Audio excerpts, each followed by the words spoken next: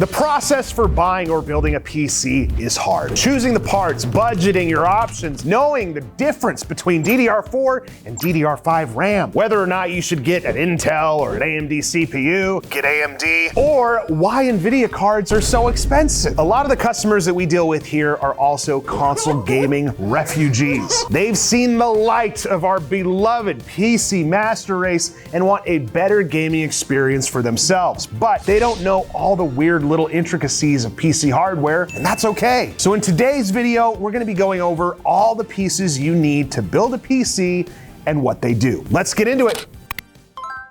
All right, first and foremost for your PC build is the case. Your PC's case is gonna decide what your build looks like for the most part. Some people go crazy with the CPU cooler and fans, but we're gonna get to that later. A general rule of thumb for building PCs is that if you wanna spend more money, you can spend more money. But we always recommend focusing on performance before aesthetics. There will always be a more expensive version of whatever you want. It's just how the PC industry works. And that rule applies to PC cases as well. Because PC cases are the biggest visual element of a build, there's a wide range of price options and features for you. You could go anywhere from a $50 budget case like the BitPhoenix Nova we built in recently to the $5,000 InWin Z Tower we have sitting in our showroom. Generally, the bigger and flashier the case is, the more money you're gonna be paying. But when it comes to functionality, you're looking for three main features in a case: size, compatibility, and airflow. The size of your case decides what kind of components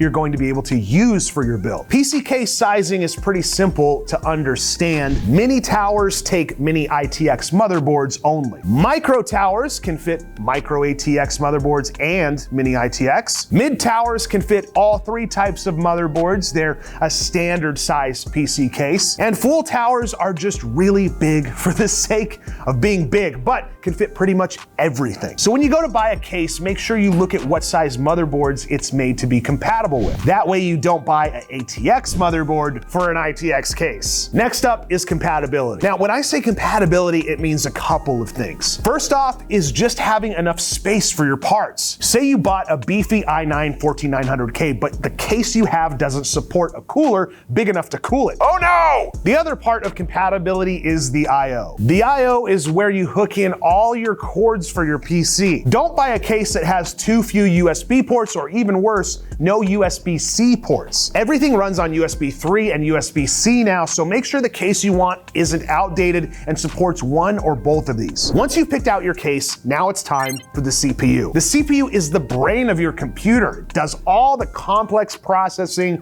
for you. Now, I'm not gonna go into the specifics of what CPU you should get. That's a whole video in and of itself. But the most important thing to note with CPUs is there are really only two brands to choose from: AMD and Intel. Both have a wide range of options for price and performance, and explaining the pros and cons of each company would take an hour at least. For our purposes today, all you need to know is that your computer does not work without a CPU. It also doesn't work without a motherboard. If a CPU is the brain of the PC, the motherboard is the nervous system. The motherboard holds the CPU, RAM sticks, and any M.2 drives you decide to get. You also slot in your graphics card here. For the average person who's building a PC to play games or edit video, there's really only three sizes that matter: ITX, MATX, and ATX. Just like PC cases, ITX is the smallest option and ATX is the largest. ITX boards are gonna be pretty minimal and stripped down compared to MATX and ATX motherboards. They'll have less RAM slots, less PCIe slots, and less M.2 drive slots. And they tend to be more expensive if you want more features because they have to cram in more into less space. MATX motherboards are a step up. They usually have everything that you need for a solid gaming build with 4 RAM slots and multiple slots for M.2 drives. MATX has less expansion slots, but for gaming purposes, that's fine. You really only need one slot for a graphics card. ATX is the larger form factor motherboard out of the three,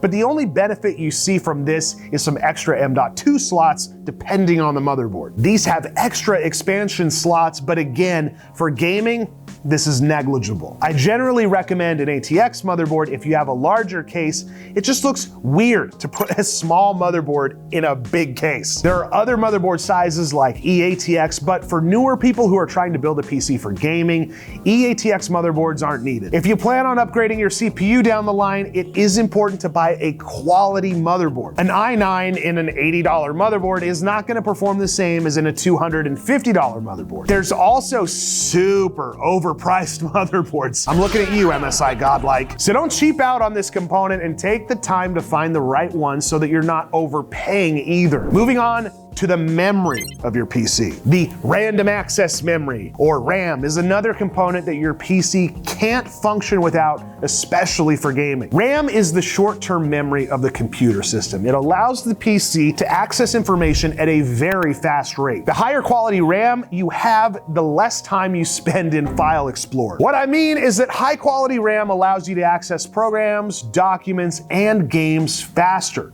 It won't take you 5 years to boot up Google Chrome. Or it will. Who knows? It's Google Chrome. You want to pay attention to the speed of your RAM and what type of RAM that you're buying. This will all be dependent on what your motherboard supports. Make sure to check if your motherboard supports your RAM speed, but more importantly, your motherboard is compatible with DDR4 or DDR5 RAM. To keep it simple, DDR4 RAM is the last generation of RAM, and DDR5 is the newest. Up until a couple years ago, DDR4 RAM was the standard, but technology progressed and now DDR5 RAM is the standard. DDR4 isn't terrible by any means, and the performance difference is not massive. For gaming, I generally recommend at least 16 gigabytes of either DDR4 or DDR5 as a baseline, and 32 gigs if you feel like future-proofing a little bit. There is a benefit to having more than 32 gigabytes of RAM if you're building a workstation PC that's going to be used for video or massive photo editing and 3D modeling. But I'm not going to be going into that today. Next up is storage. The storage on a PC is pretty straightforward. This is where you store all of your files,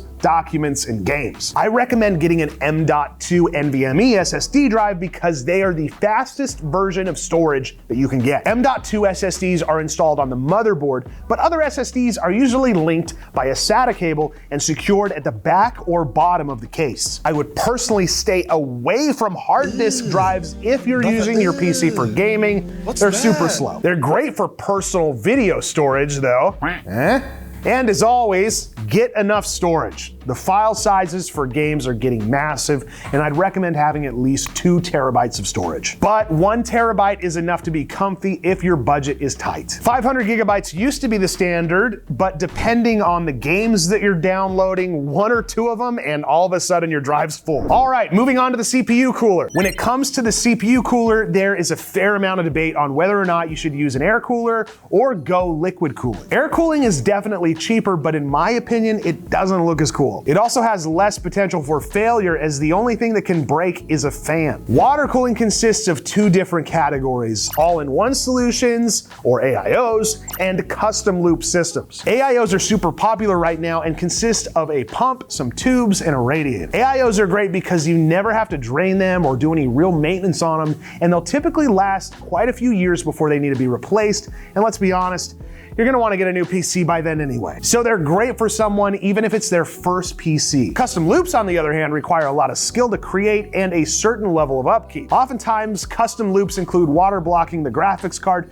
which requires you to literally pull the entire thing apart, and that can be scary, as well as making sure that tubing doesn't leak. It can give you some amazing performance benefits if you're pushing your system to the max, but for gaming purposes, it's mostly aesthetic. Needless to say, custom loop water cooling is for more experienced builders. But I have plenty of customers who buy fully built water-cooled PCs from us and have no issues maintaining them by themselves. Out of all 3 options for a CPU cooler, I recommend an AIO. If you go down this path, there's one more major consideration: the size of the radiator. There are many more, but the most common are 1, 2, and 3 fan AIOs. I generally don't recommend the single fan cooler anymore. 2 fan is great for a low to mid-tier CPU, and if you go for a high-end CPU, make sure you get a 3 fan cooler. It's more affordable than a custom loop, but looks better than an air cooler, and the upkeep and maintenance is very minimal. Now on to everyone's least favorite part of building a PC: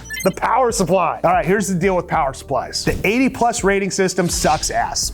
and it needs to change. And there is a new standard from cybernetics that is growing in popularity, but it hasn't fully taken off yet. For your purposes, you always want to get a gold-rated power supply or above. The higher the tier, the more efficient it is, and that means it won't be redlined all the time. And if you're wondering how powerful your power supply needs to be, I would use one of the many calculators out there. Cooler Master has a great one where you just input your parts and it tells you what wattage you need for your build. And you don't want to compromise on the quality of the power supply because it would suck to kill your GPU or light your house on fire. Kidding.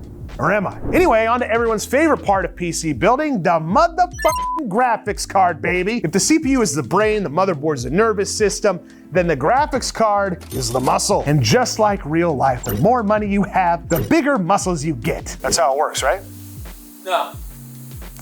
Graphics cards are specifically created to perform mathematical calculations at a very high speed. And when it comes to video games, that means rendering at a high speed. Video editing and 3D modeling also require graphics cards to render. The better your graphics card, the prettier and faster your games look and play. The graphics card is probably the first thing you're looking to buy, and unfortunately, it's going to be the most expensive part of the build. Similar to CPUs, you're going to have two options for graphics cards: AMD or NVIDIA. Oh yeah, also Intel exists, but I'm not gonna recommend that to you yet. If you're on a smaller budget, AMD will have more options for you. But if you want top of the line, overpriced performance, go NVIDIA. An important thing to note with graphics cards and CPUs is the term bottlenecking. Bottlenecking happens when one of these two components is less powerful than the other. For example, you got a low-end CPU paired with a top of the line graphics card. It's gonna make that CPU work overtime and limit what the graphics card can do for you. That limiting factor is called a bottleneck. Every single system will have a bottleneck. It's just the slowest component in the chain. But limiting that as much as possible and finding balance in your build is the key to success. Much like the power supply calculator I mentioned earlier,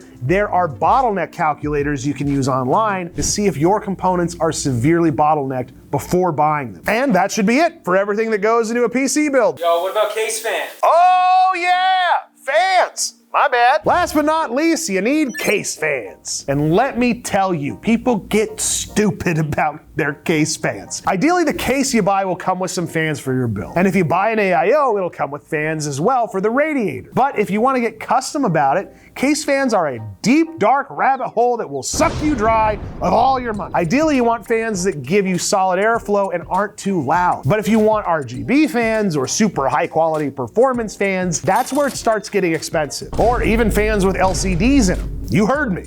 That's real. Like 9 fans for $370, kind of expensive. Much like the PC case itself, case fans will be as expensive as you want them to be, but there will always be budget options. All right, that concludes everything you need for a PC build. I hope this was educational to some of the new kids on the PC scene. If you like videos like this and want us to go into more depth and, even talk about what other parts we recommend, let me know down in the comments, and don't forget to like and subscribe. We'll see you next time.